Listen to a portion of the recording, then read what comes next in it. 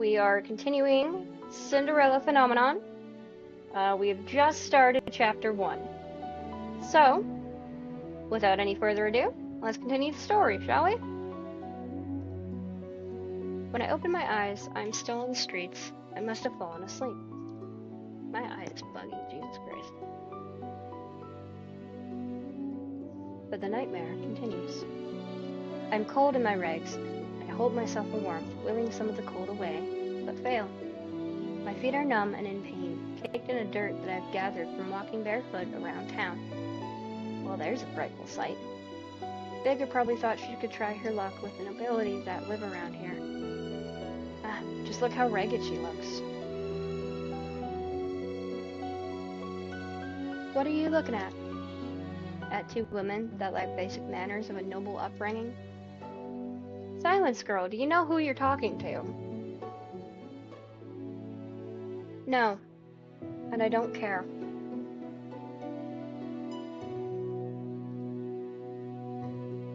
What nerve. Let's just go. There's no reason to stoop to a commoner's level. I will remember you, and once I break this curse, I will make you regret your words. I've become acutely aware of the fact that I have not eaten anything for almost a day. I've been sitting here thinking on the new mess that is my life, but moping will not break my curse. Crying will not help either. I should find that witch first, but how? I have no idea where she is. Elora, swear I will make you regret doing this to me when I find you. I will find food first. Is this all the king thinks I am worth? Man, leave, girl. A dirty peasant like you has no place in this restaurant. Oh.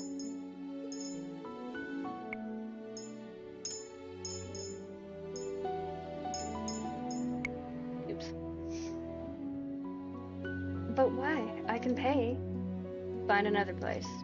You're scaring away my customers. Am I not a customer? Shoo, there's nothing for you here. You just swatted me away like a fly. The nerve. Sensing that this will get me nowhere, I ball my hands into fists and walk away. I get the same treatment at the next 3 restaurants I try. I am treated as something less than dirt, like my money has no real value. I am the crown princess. They have no right to turn me away like this. I have been eating stale bread, anything to keep the hunger at bay. Bread barely helps.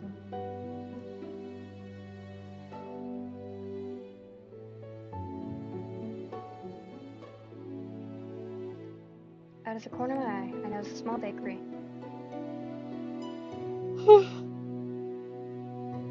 Slowly, I begin to make my way over there. Ow.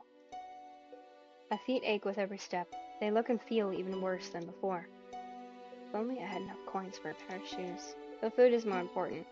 If the rags that I am wearing and the pouch of money is all that I have, then I need to prioritize. And I will die before I beg. 2 croissants. You'll need to pay, girl. There are no free handouts here. I take a coin from my pouch and hand it to her. This should be more than enough. The shop owner stares at the coin before reluctantly taking it. She hands me 2 croissants in a paper bag. I will not ask where you got those coins. Are you implying that I stole them? How else would a beggar like you get the amount of coin? Now be off with you, child. I won't have you scaring away any other customers. Without another word, I turn to start walk away from the woman. So this is the goodness of the people of Angio. I take a bite out of one of the croissants, cringing a little at the dryness. Hey, girl! What now? We saw you at the shop. Want to share how you got your coins there? Excuse me. Look at her, brushing us off like she's royalty or something. Let me go! You ain't no better than us. Now be a good girl and hand over that pouch. The man on my left grabs at my pouch and attempts to yank it away from me. I will not let these brutes take anything from me. I elbow the man in the stomach and then aim a kick at the other man's shin. I have an opening and I take it. What? I pull myself free and begin to run as fast as I can. Hey! Where do I go? I'm not familiar with the streets at all. It's highly likely I'm just going to hit a dead end. Where should I go? Go right. Hey, this way. You're... No time to talk, princess. How do you know who I am? There's another one. Stop running, you two. Come on. The boy grabs my wrist and pulls me after him. He takes off with a sudden burst of speed, and then I'm running even faster than I just was. I'm not entirely convinced following him is a good idea, but at least the boy seems to have a better sense of direction than me. Oh! My running causes rocks in the pathway to become loose, and before I notice them in the path, I step down hard on them. A sharp pain shoots up my foot as I collapse to the ground. It hurts. Princess! I try to stand, but the pain in my feet is unbearable. I fall back down into the dirt with a grasp. I can't. We've got you now. Just hand over your coins, and neither of you will get hurt. I won't let you touch her. Ha! Says the little boy. Well, well, well. What is this ghastly sight before me? Two adults threatening a child and a lady. How very ungentlemanly. What are the likes of you even doing around this neighborhood? You asking to get fleeced? Asking, perhaps I'm in the mood for a scuffle. The nobleman brandishes his sword, his expression confident, maybe even cocky. Show me what you've got, sirs. And please, don't bore me. Who are these people? I ain't dealing with this for the money. He's got a sword. What? Come back here, you coward. The two of us can take him. I think your friend has the right idea. I'm not the type to show mercy. This is way too much trouble for a little gold. You're late. Sorry, kid. You know how hard it is for me to be invisible around here. Wait, what did you just call me? Addie, you small one. These two know each other? I don't even know what's going on anymore. I feel ill. My head is pounding and my feet feel simultaneously like they are frozen and on fire. My stomach rumbles, the hunger coming back with vengeance. My body feels light. Hey, princess! Princess! Calm down. Parfait will be able to help her. But for now, we need to move, before anyone else sees us. Yeah. Don't worry. You have made the right choice. The crystal in the upper right corner indicates that you have made the right choice, for a particular love interest. Each color corresponds to a certain love interest. They also appear belatedly after you make a choice, so keep your eyes and ears open. Okay. Don't worry, you're safe now. Everything is fading. A dream. What is that in your hands, Lucette? It was hurt. I just wanted to help it. But it died. It's all my fault. It is not your fault, my love. It died because it was weak. But this is the world, Lucette. Only the strong survive. The weak get cast aside to die. You are not weak. You are strong, my crown princess, and you do not cry. Now wipe your tears. I don't want to see you cry again. Do you understand? Yes. Now get rid of that thing and wash your hands. Did you not hear me, child? Yes, mother. No wonder why she's such a bitch. Her mother was too.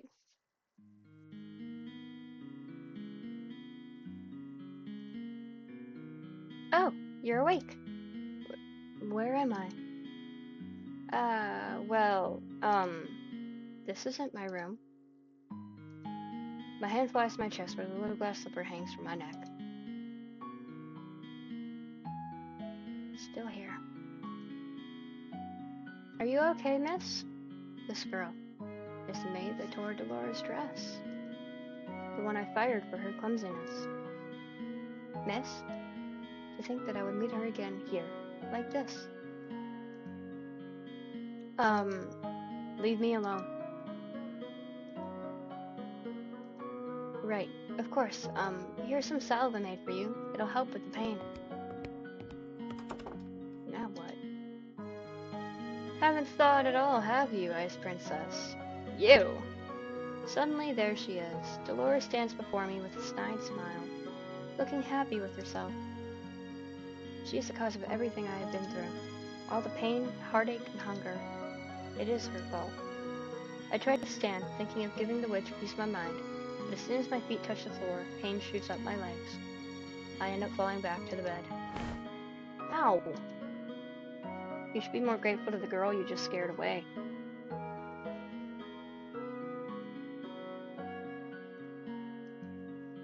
She's been taking care of you for the past 2 days. 2 days? I've been passed out for 2 days. I'm suddenly vibrating with anger. Remove the curse. Now. Ha! Do you think you can just command me to remove the curse in your best princess voice? What do you want? Gold? What I want is worth more than all the gold you could summon in Angel, princess. Besides, haven't you read your fairy tales? The caster cannot take a curse back. You need to focus on breaking the curse yourself if you want your life back. Mother burned the books before I could read more than 1 or 2 of them. I do not think either involve curses, just genies trading away your voice for legs. So, Aladdin and, Ariel. Ah, it's good that you're awake, princess. Parfait, should you really be up and about? Don't fuss, I'm feeling much better. Are you a witch as well? Oh no, my name is Parfait and I am a fairy. A witch and a fairy in one room being friendly with one another? Impossible. Oh, look at her face. You weren't expecting that at all, were you, princess? What's going on? I'm sure that you have many questions, princess. How do you know that I'm a princess? Don't be silly. She's a fairy. Of course she knows. I promise we'll do our best to answer your questions. I don't even know where to start. What would you like to know?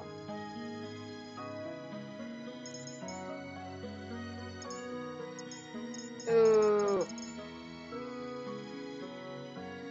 I don't know which one to do.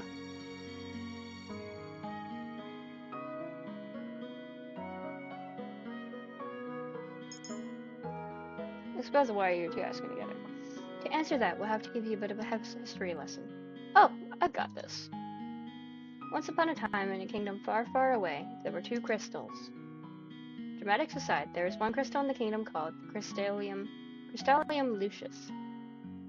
It is powered by happiness and love. The other is the Crystallum Tenebraeum, powered by fear and anger. The strongest of the witches is the Tenebraeum bearer. The strongest of the fairies is the Lucius bearer. Parfait is the Lucius bearer. I take in Parfait's frail and sickly appearance. She is the strongest fairy. The Great War greatly damaged me. My powers are at a fraction of what they used to be. And with no child, I have no successor to my burden. What does a bearer do? The bearers regulate the energy of the crystals and keep the balance between darkness and light. For centuries, the fairies and witches lived in harmony with the humans of the kingdom. Until a certain human decided to be a pest. Who was he? I knew him as Hans Gabriel Grimm. He wrote the fairy tales. And he started the feud between the witches and the fairies in the process. How could a single person have so much power? It was the power of his words. In Grimm's stories, the witches were always evil. The humans naturally grew to fear and hate them. They began to hunt them. Didn't the witches fight back? We aren't allowed to use our powers to cause harm. But that all changed when the Tenebraeum decided revenge was more important than our promise. The witches took over the kingdom. They created the fairy tale curse to spread even more sadness and anger, to fill the human heart with negative emotions. All to fuel the power of the Tenebraeum. The delicate balance of harmony between the crystals was broken. The witches in the Tenebraeum grew far stronger. Excuse me. Than they were ever meant to be. We had no choice but to fight. And then the Great War happened. The Tenebraeum bearer was eventually defeated. The Great War was ended with the help of an unexpected ally, but Many lives were lost. The good witches suffered horribly. We still have to stay hidden in hopes of having any kind of peace. Are you trying to make me believe that there are good witches? The Tenebrium can poison a heart and mind into darkness and cruelty.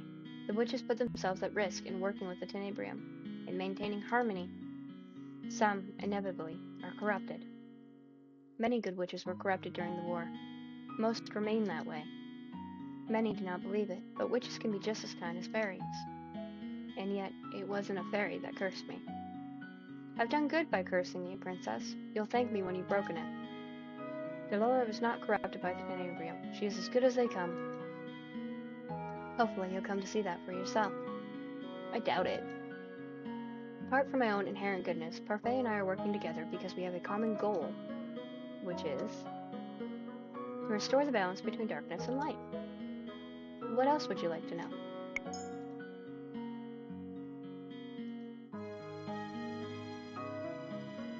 I think you know the answer to that one already, princess. What else would you like to know? Okay, meaning I stay like this. Seriously? You're going to ask that? I wouldn't have asked if I knew the answer. You have such a temper on you. Very well, this one's got a simple answer. It's because you're a cold-hearted, cruel, wicked princess who deserves to be punished. Delora? A curse is the only way to force you to change your horrid ways. Delora, you could have put that more nicely. I'm pretty sure I was already being nice. Change? Why do I need to change? Are you completely unaware of how heartless you are to other people? The coldness you show to your stepfamily and your father? The way you treat Princess Emmeline? Why would they need to be treated any differently? You need to prove that you have some goodness in you, princess. Some smidge of kindness.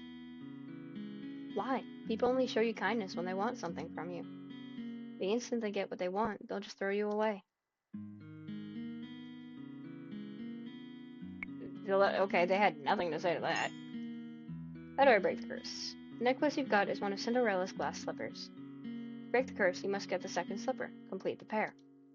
And how do I do that? By doing 3 good deeds. What? It is a very easy thing to do. At least for someone who knows how to be good. 3 good deeds? What does that even mean? I don't even know where to start. Take heart, princess. Goodness is innate in everybody. Are you sure that's the case with this one? Delora, you are not helping. I'm a witch, and I think I have more goodness in my big toe than she has in her entire body. Now you're just being mean. For every good deed you will accomplish, you will get a piece of the glass slipper. When you've gotten all 3, you'll complete the pair, and the curse will break. Simple. I suggest you start by polishing that attitude of yours. 3 good deeds and I get my life back. Easier said than done. You said Cinderella, didn't you? Didn't you just go to a ball and find a prince? What does doing good have to do with that? Going to a ball, finding a prince, it's so old-fashioned. No fun in that. Cinderella is a girl with a pure heart. She is always willing to help others, even when they are cruel to her. Anyway, I brought some clothes for you. I'll leave them on the table. We'll be waiting outside. There are some people I'd like you to meet. Give me 1 second. My nose is bugging me too. I cannot believe this. I look down at my neatly bandaged feet. I have to admit that while sore, they are nowhere near as painful as they had been 2 days before. Here is some salve I made for you. It'll help with the pain. Why would she even care? I was the reason she lost her job at the palace. Oh, she probably doesn't remember me as princess. But still, she has no reason to do such things for me. I ignore the salve for the time being and gingerly stand up, testing my feet for pain. The injury is definitely healing. I walk over to the table and change into the clothes that have been left there. The dress is nowhere near as luxurious as the ones that I wear in the palace, but is still far improved from my rags. All my life, I've never had to lift a finger, and now, I will not let them see how much they have rattled me. I refuse to break. Just watch me. I will free myself from this curse.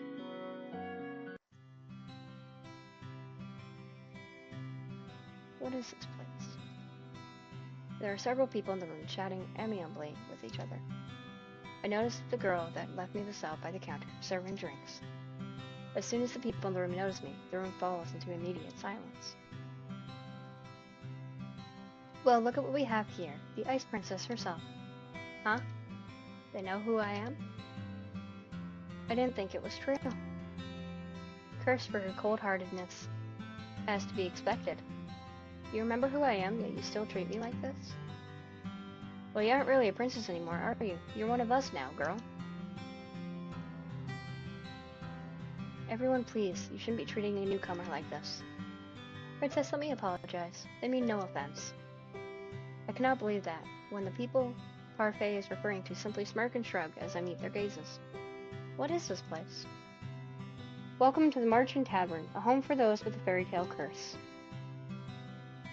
You make it sound like some kind of holiday house.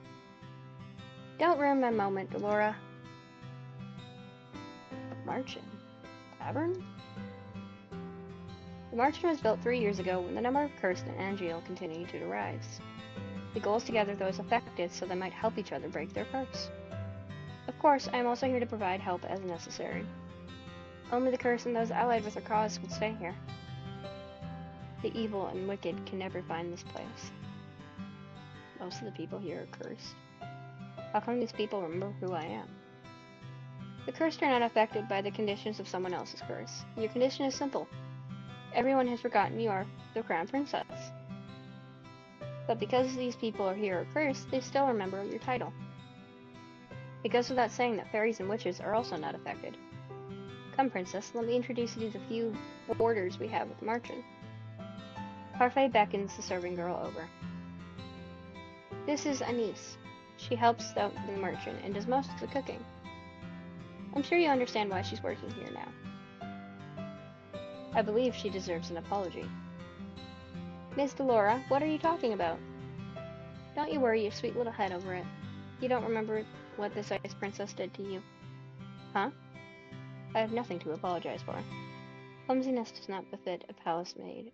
I only did what was necessary. Well, it's nice to meet you, Princess. I'm Anise Willow. I hope we get along.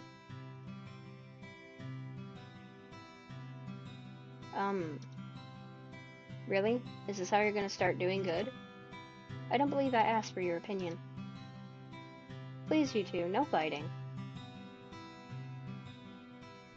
I hold my tongue as Parfait leads me to two people whose faces are incredibly familiar.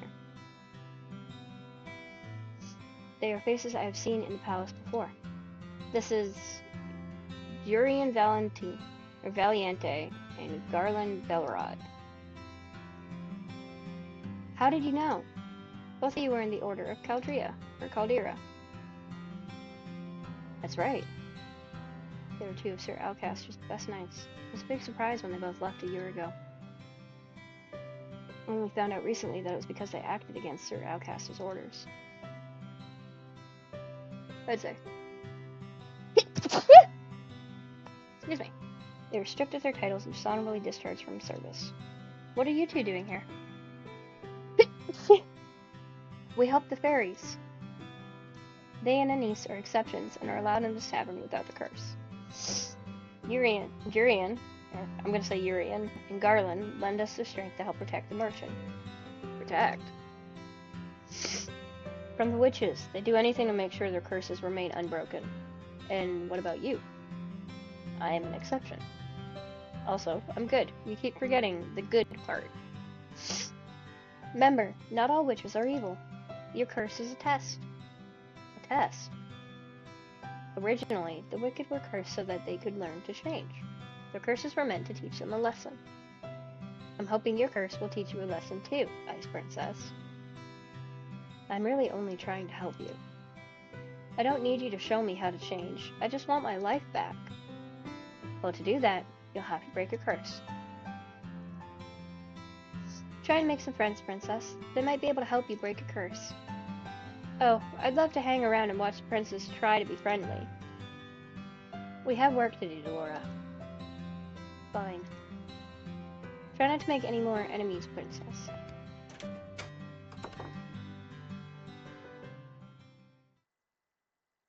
The instant Parfait and Delora leave the room, the temperature drops several degrees.